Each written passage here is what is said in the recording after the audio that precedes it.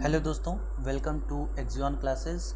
दोस्तों, आज मैं जो एनटीपीसी सीबीटी 2 एग्ज़ाम हुआ है लेवल 6 और लेवल 4 का, तो लेवल 6 के जो जीके क्वेश्चंस आए थे सेकेंड शिफ्ट में, उसका मैं यहाँ पे एनालिसिस लेके आया हूँ। और ये एनालिसिस आने वाले जो लेवल 2, लेवल 3 और लेवल 5 के एग्ज़ाम से इनके लिए बहुत ही इम्पॉर्टेंट होगा।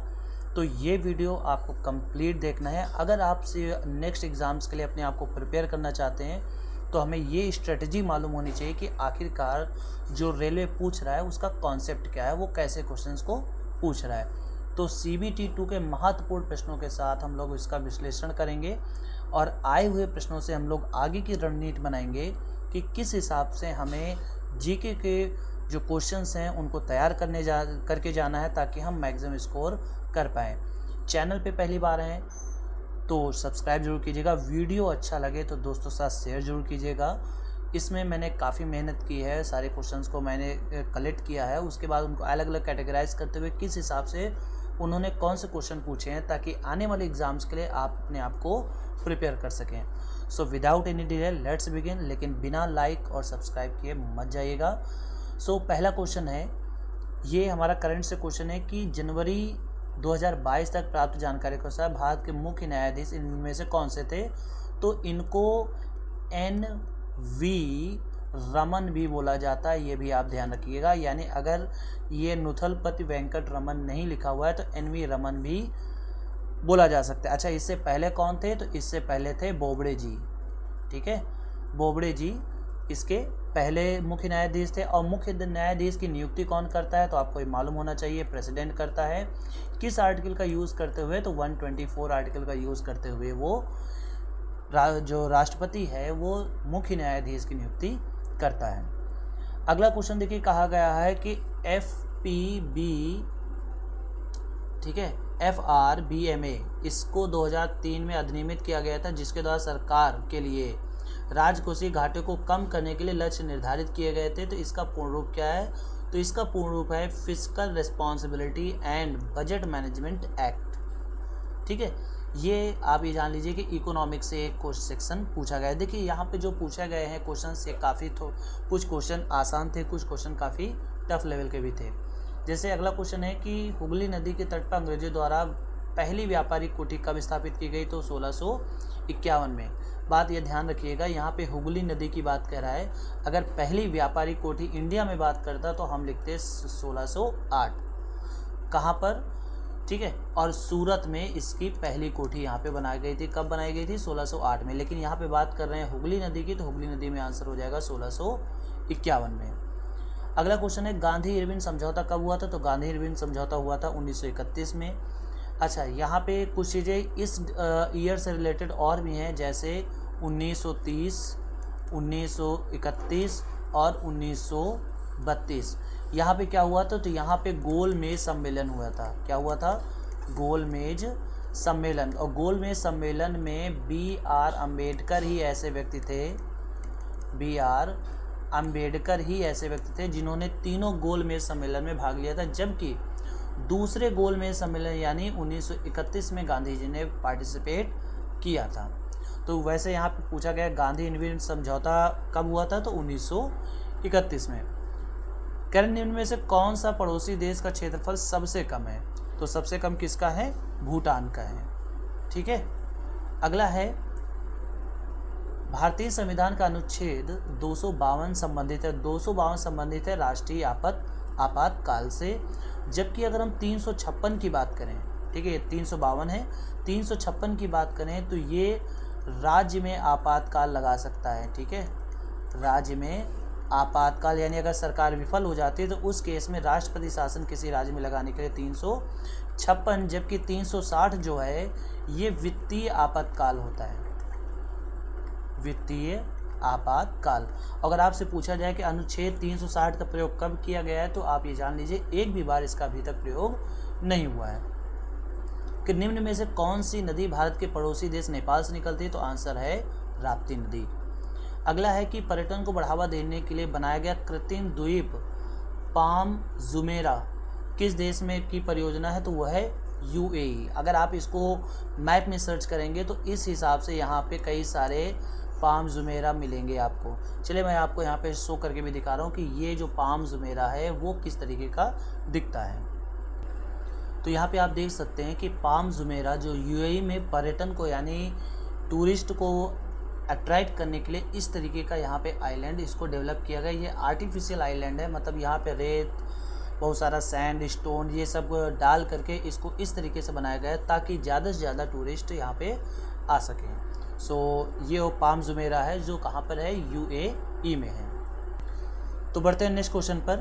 कह रहे हैं कि किस पूर्व एथलीट को BBC Indian sport women of the year के लिए लाइफ टाइम अचीवमेंट अवार्ड से सम्मानित किया गया है, तो वह है अंजू बॉबी जॉर्ज। कह रहे हैं किस भू सर्वेक्षण उपग्रह को नासा और इसरो ने संयुक्त रूप से प्रक्षेपित किया है, तो आपको याद रखना है निसार। क्या याद करना है, निसार, ठीक है। यहाँ पे एन और मतलब ऐसे आप याद रख सकते हैं कि आई फॉर इंडिया और नासा यहाँ पे आपको समझ में ही आ रहा है। अगला क्वेश्चन है कि आधुनिक आवास सारणी में डी ब्लॉक का तत्व कौन सा है, ठीक है, डी ब्लॉक का तत्व यहाँ पे कौन सा है। तो देखिए यहाँ पे जब आप पीरियोडिक टेबल देखते हैं तो इस तरीके से यहाँ पे पहले 2 होते हैं, ठीक है, उसके बाद यहाँ पे इस तरीके से यहाँ पे बना होता है पीरियोडिक टेबल, उसके बाद यहाँ पे इस तरीके से पीरियोडिक टेबल बने होते हैं। तो ये जो इधर होता है ये एस ब्लॉक होता है, ये पी ब्लॉक होता है, यहाँ पे डी ब्लॉक होता है और यहाँ पे आपको जो नीचे साइड यहाँ पे दिया रहता है ये एफ ब्लॉक होता है। तो इन्होंने कहा डी ब्लॉक का यहाँ पे एलिमेंट कौन सा है, तो डी ब्लॉक का एलिमेंट कौन सा है, एफ ई। डी ब्लॉक का एलिमेंट है एफ ई। कह रहे हैं नीचे सूचीबद्ध किए गए खाद्य पदार्थों विटामिन ए का तो विटामिन सी का, तो विटामिन सी का सबसे अच्छा स्रोत कौन सा होता है, जितने भी खट्टे फल होते हैं यानी साइट्रस फ्रूट जो होते हैं वो विटामिन के अच्छे सोर्स होते हैं। अब बात करें यहाँ पे दाल और अंडे की, तो ये प्रोटीन के अच्छे सोर्स माने जाते हैं, ठीक है।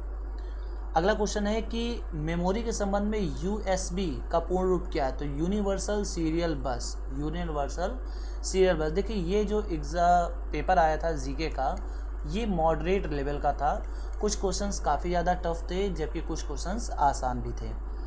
अगला जैसे ये वाला क्वेश्चन है कि किसी निश्चित समय अवधि में लिंग और आयु के आधार पर जनसंख्या के विभाजन को दर्शाने वाला आरेख क्या कहलाता है, तो वो कहलाता है जनसंख्या पिरामिड। प्रादिष्ट मुद्रा यानी फाइट मनी वो क्या है, तो देखिए जिसका कोई आंतरिक मूल्य नहीं होता उसको हम फाइट मनी बोलते हैं। अगला क्वेश्चन है कि निम्न में से किस कथन में अस्थायी विनिमय दर के लिए उचित है, यानी अस्थायी अगर हमें विनिमय करना है तो इसके लिए कौन सा उचित है कि यह मांग और आपूर्ति के बाजार शक्तियों द्वारा निर्धारित होती है, यानी अस्थायी विनिमय दर जो है वो मांग और आपूर्ति द्वारा निर्धारित होती है। जैसे ये कि एग्जाम्पल के लिए अगर हम मान लें कि मांग बढ़ गई है लेकिन आपूर्ति जो है वो नहीं हो पा रही है, तो उस केस में ये जो दर है वो अपने आप बढ़ जाएगा, क्योंकि मांग ज़्यादा है और आपूर्ति नहीं हो पा रही है तो अपने आप ये बढ़ जाएगा।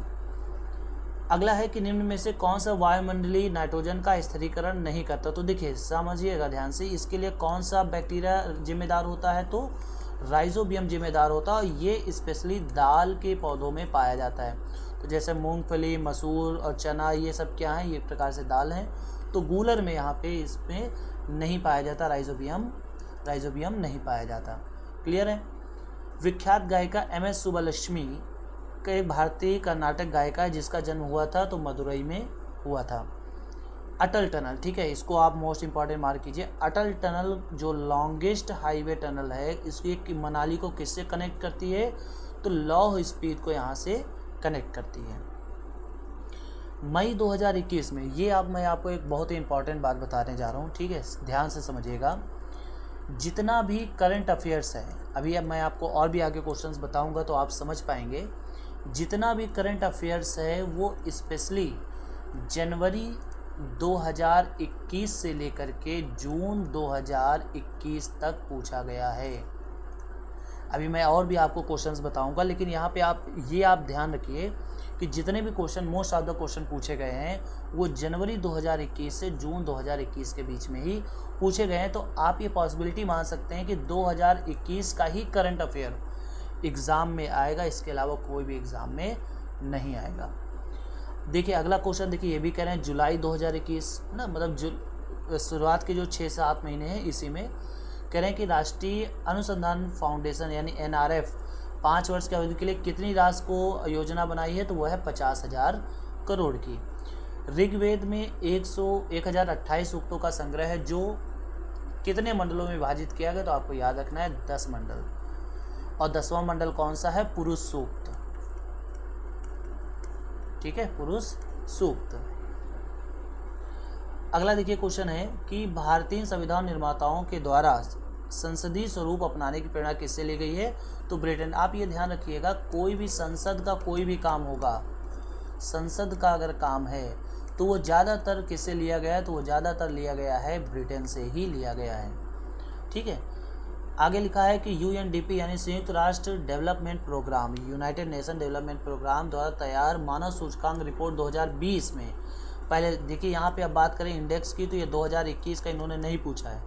कब का पूछा है, 2020 का। तो पहले स्थान में कौन था, नॉर्वे। टाटा एयरलाइंस की स्थापना कब हुई थी, तो 1932 में टाटा एयरलाइंस की स्थापना हुई थी। एकाधिकार तथा प्रतिबंधात्मक व्यापार व्यवहार अधिनियम निम्न में से किस वर्ष प्रभावी हुआ, तो 1970 में। गोवा को 25वां राज्य बना था, कब बना था, तो 30 मई 1987 को गोवा 25वां राज्य बना था। स्कैंडिनेविया एक सांस्कृतिक क्षेत्र है जो महाद्वीप में स्थित है, तो कहाँ पे स्थित है, यूरोप में स्थित है। काली मिट्टी, देखिए जियोग्राफी क्वेश्चन है कि काली मिट्टी भारत के निम्नलिखित में से किस भाग में प्रमुखता से पाई जाती है, तो आपको याद रखना है दक्कन ट्रैप। यानी कहने का मतलब, अगर यहाँ पे हम बात करें जलोढ़ मिट्टी की, समझिएगा ध्यान से, जलोढ़ मिट्टी की अगर बात करें तो जलोढ़ मिट्टी जो है वो सिंधु गंगा के मैदानी क्षेत्रों में सबसे ज़्यादा पाई जाती है।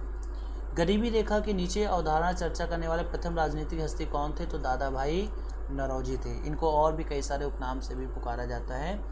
2011 की भारतीय जनगणना के अनुसार नागालैंड में अनुसूचित जात की जनसंख्या दर्ज नहीं की गई थी। अगला है कि संस्कृति मंत्रालय ने फरवरी 2021, मैंने आपको बताया ना कि जनवरी 2021 से लगभग जुलाई 2021 तक के मोस्ट ऑफ द क्वेश्चंस यहाँ पर पूछे गए हैं। कब कह रहे हैं कि पश्चिम बंगाल में एक भारत श्रेष्ठ भारत को के लक्ष्य को प्राप्त करने के लिए प्रमुख महोत्सव का आयोजन किया गया। उस महोत्सव का नाम क्या है, तो राष्ट्रीय संस्कृति महोत्सव। अगला है कि फाइल को ट्रांसफ़र करने के लिए किस प्रोटोकॉल का यूज़ किया जाता है, तो FTP। FTP means file transfer protocol, file transfer protocol. जबकि अगर हम HTTP की बात करें तो हाइपर टेक्स्ट, ठीक है, और HTML जो होता है वो हाइपर टेक्स्ट मार्कअप लैंग्वेज, और ये है हाइपर टेक्स्ट ट्रांसफ़र प्रोटोकॉल। अगला है कि वे भारतीय तबला उस्ताद, संगीतकार, तबला वादक और फिल्म अभिनेता जिन्हें 1988 में पद्मश्री, उसके बाद 2002 में पद्म भूषण से सम्मानित किया गया, तो वो हैं जाकिर हुसैन। बंगाल खाड़ी के तट पर कोणार्क का मंदिर जो नरसिंह देव वर्मन ने बनवाया था, वो कब बनाया गया, तो आपको याद रखना है 13वीं शताब्दी में। निम्नलिखित में से किस नदी को चीन के तिब्बती क्षेत्र में सांगपू के नाम से जाना जाता है, तो आपको याद रखना है ब्रह्मपुत्र नदी को जाना जाता है।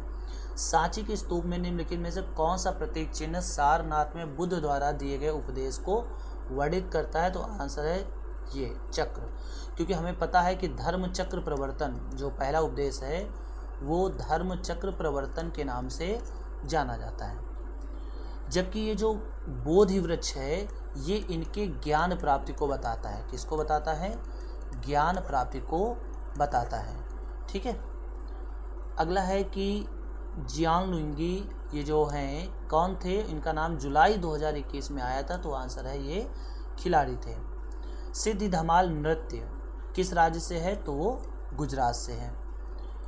हेमिस गोम्पा उत्सव गुरु की जयंती के उपलक्ष्य में मनाया जाता है, तो पद्म संभव, यहाँ पे पद्म संभव एक गुरु थे, उन्हीं की जयंती के उपलक्ष्य में ये मनाया जाता है। अगला कह रहे हैं कि जो अनुच्छेद 121, अभी हम लोगों ने कौन सा अनुच्छेद पढ़ा था, 352 पढ़ा था। अब यहाँ पे कौन सा अनुच्छेद पूछा गया है, 182। तो ये विधान परिषद की सभापति और उस सभापति से संबंधित है। अब देखिए ये जो क्वेश्चन आया है, red earth and pouring rain नामक उपन्यास के लेखक कौन है, तो देखिए ज़्यादातर जो बुक्स हैं वो करंट से ही पूछे जाते हैं, लेकिन यहाँ पे ऐसा नहीं हुआ है क्योंकि ये किताब लिखी गई थी 1996 में। कब लिखी गई थी? 1996 में विक्रम चंद्र जी के द्वारा। तो ये बहुत ही अलग टाइप का क्वेश्चन था। जनरली बुक्स जो है वो करंट से पूछे जाते हैं, बट यहाँ पे ऐसा नहीं हुआ। अगला करें, अविनाश सावले ने 2021 में नेताजी सुभाष राष्ट्रीय संस्थान में national federation cup senior athletics champion में पुरुष की 3000 मीटर की दौड़ कितने समय में जीती थी? अब बताइए किसने जीती थी? ये तो संभव था, लेकिन उन्होंने कहा कितने समय में जीती थी, तो 8 मिनट 20.20 सेकेंड। किस उपग्रह की कक्षा सूर्य समकालिक नहीं है? तो वो है मेटियोसैट। अब ये सूर्य समकालिक का मतलब क्या हुआ कि जो हमेशा सूर्य के आसपास, यानी कहने का मतलब जो अर्थ से और उसके रिलेटिव पोजीशन जो है वो फिक्स रखें। पाणिनि, ये इजी क्वेश्चन था। कौन सा? पाणिनि डैश पुस्तक संस्कृत व्याकरण का विकास प्रारंभ हुआ? तो अष्टाध्यायी, जो संस्कृत व्याकरण का ग्रंथ है। कुल राजस्व और कुल लागत किसी फर्म का लाभ होता है? तो देखिए, कुल राजस्व और कुल लागत का जो अंतर होता है, राजस्व का मतलब हमें कितना गेन हुआ और कुल लागत का मतलब हमने कितना स्पेंड किया, इसी का जो डिफरेंस होगा वो क्या बताएगा? वो बताएगा फर्म का लाभ।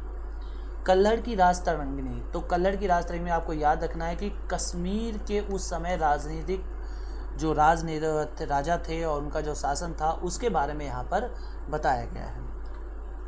हेपेटाइटिस से, इंपॉर्टेंट क्वेश्चन है। हेपेटाइटिस से कह रहे हैं, हेपेटाइटिस से किस अंग को प्रभावित करता है? तो याद रखना है लीवर या फिर यकृत। अब यहाँ पे हम ये कह सकते हैं कि आने वाले एग्जाम्स में आपसे डिसीज़, ठीक है, डिसीज़ और उससे अफेक्टेड ऑर्गन, इनके बारे में पूछा जा सकता है। भारत के राष्ट्रीय ऑर्केस्ट्रा के संस्थापक कौन थे? तो रविशंकर थे, भारतीय ऑर्केस्ट्रा के संस्थापक। जून 2021 में, ठीक है, मेडिसिन फ्रॉम द स्काई, इसके लिए तेलंगाना सरकार ने किसके साथ किया था? तो फ्लिपकार्ट इंटरनेट प्राइवेट लिमिटेड, इसके साथ इन्होंने समझौता किया। तो देखिए ये भी कब का है? जून 2021 का है। तो ये क्वेश्चंस थे। टोटल क्वेश्चन कितने थे? टोटल क्वेश्चन 50 क्वेश्चंस थे। तो यहाँ पे मैंने जब इसको एनालाइज किया तो ये देखा कि करंट अफेयर्स के टोटल 9 क्वेश्चंस थे। साइंस एंड टेक्नोलॉजी से रिलेटेड 7 क्वेश्चन, साइंस और टेक्नोलॉजी, जिसमें से आप ये जान लीजिए कि फिजिक्स का एक भी क्वेश्चन नहीं आया था, एक केमिस्ट्री और लगभग 3 क्या थे? बायो सेक्शन से थे। बाकी टेक्नोलॉजी से रिलेटेड थे, जैसे भी यहाँ पे यूएसबी पूछा गया था, एफटीपी पूछा गया था। तो ये कुछ साइंस और टेक्नोलॉजी से रिलेटेड टोटल 7 क्वेश्चन थे। जियोग्राफी की बात करें तो टोटल 6 क्वेश्चन पूछे गए। हिस्ट्री की बात करें तो टोटल 13 क्वेश्चन, जिसमें से काफ़ी पुराना हिस्ट्री भी यहाँ पे था। पॉलिटी की बात करें तो पॉलिटी से टोटल 3 क्वेश्चंस थे, जिनमें से 2 तो आर्टिकल थे 352 एंड 182, और एक लिया गया था कि संसद की चीज़ें हैं वो किस देश से ली गई हैं, कार्यकारिणी जो है वो किस देश से लिया गया। तो यानी टोटल कुल मिला के पॉलिटी से कितने क्वेश्चंस थे? 3 क्वेश्चन। यानी हम ये कह सकते हैं कि मोस्ट जो पूछने की संभावना है वो आर्टिकल्स यहाँ पे पूछ सकते हैं। अब बाकी जो उत्सव हैं, डांस है या और अदर चीज़ें हैं, उसमें टोटल 12 क्वेश्चंस यहाँ पे पूछे गए हैं। तो ये था इसका एनालिसिस। लेकिन अगर हम करंट अफेयर्स की करें तो करंट अफेयर्स में इसमें 2021 का ही मोस्टली पूछा गया है। तो आप भी ये ध्यान रखिएगा कि 2021 का ही केवल आपको मेन करंट अफेयर लर्न करना है, और साइंस और टेक्नोलॉजी से भी उसी से आपको यहाँ पे काफ़ी कुछ मिल जाएगा। ठीक है, वीडियो अच्छा लगा हो दोस्तों के साथ शेयर जरूर कीजिएगा। मिलते हैं नेक्स्ट एनालिसिस रीजनिंग के एनालिसिस के साथ।